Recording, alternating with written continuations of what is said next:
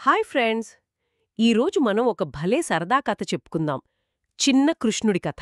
ఆ కృష్ణుడి కథలంటే ఎవరికిష్టముండదు చెప్పండి. అవును కదా! ముఖ్యంగా కృష్ణాష్టమి రోజున ఉట్లు కొడతారు కదా, దాని గురించే. ఓ దహీహండి. చాలా సందడిగా ఉంటుందా పండగ. అవును. ఆ దహీహండి ఎందుకు చేస్తారో తెలుసా? దాని వెనుక చిన్న కృష్ణుడి కథే ఉంది. ఆ గోకులమనే ఊర్లో ఉండేవాడు చిన్న కృష్ణుడు. కృష్ణుడికి వెన్న, పాలు, పెరుగు అంటే అమ్మో ఎంత ఇష్టమో. చాలా ఇష్టం. కాని ఒక చిన్న చిక్కుండేది. ఏంటది? గోకులంలోని అమ్మలందరూ చాలా తెలివైనవాళ్లు మరి. కృష్ణుడు దొంగతనం చేయకుండా ఉండాలని వాళ్ళు ఆ వెన్న కుండలను అవును.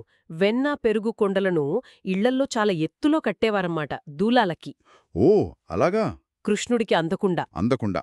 ఒంటరిగా ఉంటే కృష్ణుడు వాటిని అస్సలు అందుకోలేడు అని వాళ్ళ ఆలోచన. హుహు.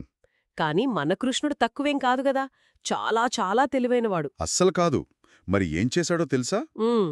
వెంటనే తన స్నేహితులందర్నీ పిలిచాడు. ఓ అందర్నీ కూడగట్టాడన్మాట. అవును. పిలిచి, చూడండి ఫ్రెండ్స్, ఆ కుండ చాలా ఎత్తులో ఉంది. నేనొక్కడ్నే అందుకోలేను. కానీ కాని కానీ మనమందరం కలిస్తే అని ఒక మంచి ఆలోచన చెప్పాడు. భలే ఐడియా. ఏంట ఆలోచన? అదే అదే మానవ పిరమిడ్. అంటే పిల్లలందరూ ఒకరిపై ఒకరు ఎక్కి నిలబడటం. ఒక పెద్ద పిరమిడ్లాగా ఏర్పడ్డారు. అరే భలేగా ఉందే. ఒకరి మీద ఒకరు నిలబడ్డారా? అవును. ఒకరి భుజాలపై ఇంకొకరు ఎక్కి జాగ్రత్తగా బ్యాలెన్స్ చేసుకుంటూ. అదో పెద్ద సాహసమే మరి. నిజమే. నమ్మకం ఉండాలి కదా ఒకరి మీద ఒకరికి. ఖచ్చితంగా. నమ్మకం, సమన్వయం ఇవన్నీ కావాలి.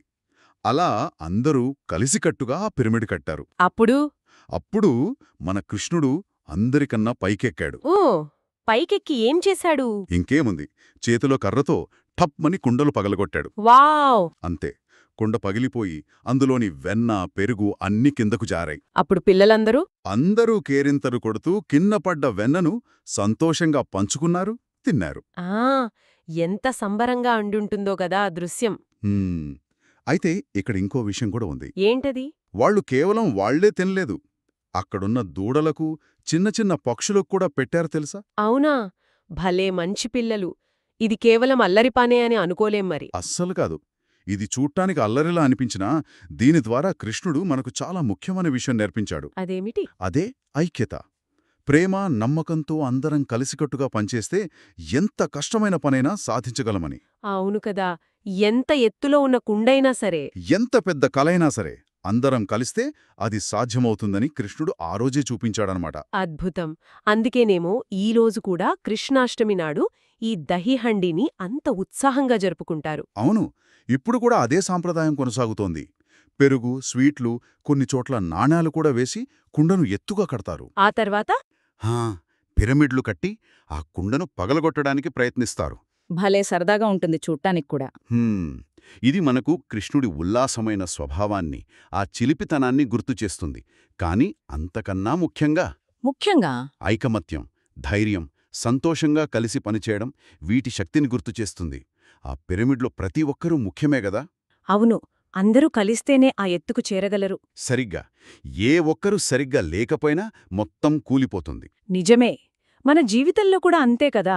ఎదురయ్యే సవాళ్లు, కష్టాలు ఆ ఎత్తులో ఉన్న కుండలాంటివి. అవును. వాటిని చూసి భయపడకూడదు. భయపడకుండా కృష్ణుడిలాగే మన స్నేహితులు మనవాళ్లతో కలిసి ఒకరికొకరి సాయం చేసుకుంటూ ధైర్యంగా ప్రయత్నించాలి. ఐక్యత, స్నేహం, సంతోషంతో ఉంటే ఎలాంటి కష్టానైనా దాటొచ్చు అని ఈ దహిహండి మనకు నేర్పుతుందన్నమాట. ఖచ్చితంగా. ఇంకా సాధించిన విజయాన్ని, ఆ వెన్నలాంటి మాధుర్యాన్ని అందరితో పంచుకోవాలి. అప్పుడే దానికి అసలైన విలువ. చాలా బాగా చెప్పారు. గుర్తుంచుకోవాల్సిన విషయమేంటంటే కలిసి ఉంటే ఏదైనా సాధించగలం. అవును. కలిసికట్టుగా సరైన స్ఫూర్తితో ఉంటే ఏదీ అసాధ్యం కాదు.